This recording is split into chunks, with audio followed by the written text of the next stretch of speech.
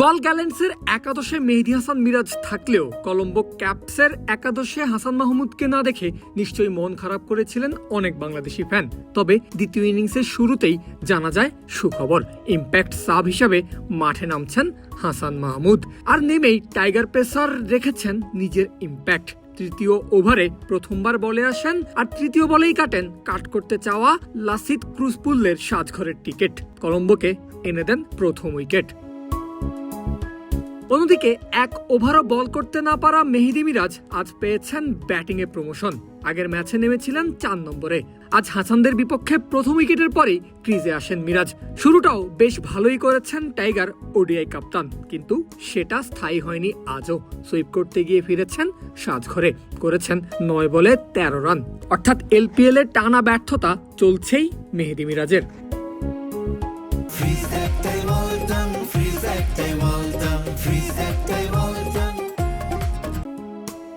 হাসানকে দ্বিতীয়বার বোলিংয়ে ডাকা হয় ইনিংসের 14তম ওভারে। ততক্ষণে 59 রানের পার্টনারশিপ গড়ে জয়ের দিকে এগিয়ে যাচ্ছেন গলের 2 ব্যাটার স্যাম হার্পার আর চারিথ আসালাঙ্কা।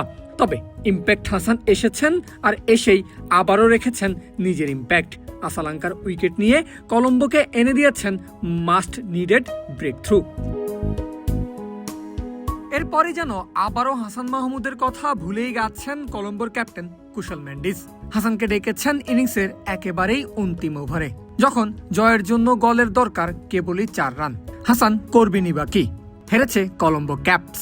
একই দিনে 2 টাইগার খেলেছেন। মেহেদী মিরাজ ব্যাট হাতে করতে পারেননি একেবারেই সুবিধা। হাসান বল হাতে ইম্প্যাক্টফুল বোলিং করতে পারলেও মেহেদীর বলের ঘটনা একেবারেই অপ্রত্যাশিত।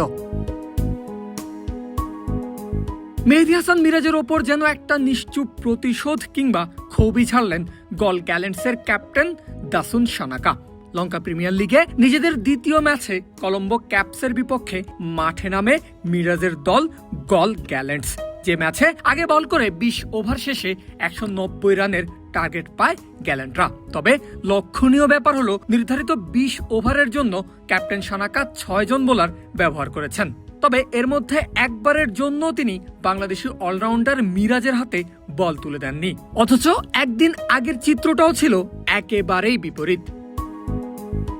বেশ ঢাকঢোল পিটিয়েই টাইগার ওয়ানডে অধিনায়ককে নিজেদের দলে উড়িয়ে নিয়ে গেছে গল, এবং টুর্নামেন্টে নিজেদের প্রথম ম্যাচেই একাদশেও জায়গা করে নেন অলরাউন্ডার মিরাজ। ব্যাটিংও নেমেছেন নিজের পছন্দসই উপরের দিকেই।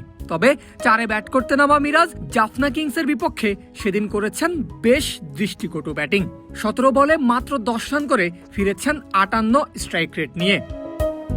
ব্যাটিংয়ে খারাপ করার পর তবুও প্রত্যাশা ছিল বল হাতে পুষিয়ে দিবেন টাইগার অলরাউন্ডার।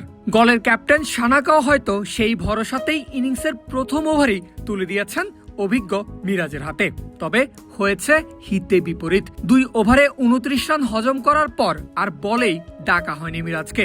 যদিও সতীর্থদের ব্যাটিং বোলিং পারফরমেন্সে ম্যাচটা জিতে নেয় মিরাজরা, তবে সেই থেকেই যেন মিরাজের সঙ্গে ঘটছে বিপরীত কিছুই। ধারণা করা হচ্ছিল বাজে পারফরমেন্সের কারণে হয়তো গলের দ্বিতীয় ম্যাচে একাদশের জায়গা হারাবেন এই টাইগার। তবে সেটা হয়নি, কিন্তু তাকে একাদশে রাখলেও বোলিং দেওয়া হয়নি একবারও। অর্থাৎ মিরাজের ওপর যেন আগের ম্যাচের সেই ভরসাটাই হারিয়ে ফেলেছেন সানাকা, কিংবা ক্ষোভটাই ঝাড়ছেন নিজের, অথবা শুধুই ব্যাটার হিসাবে ভেবে রেখেছেন টাইগার অলরাউন্ডারকে। পারভেজ আল হাসান, ক্রিক ফ্রেঞ্জি।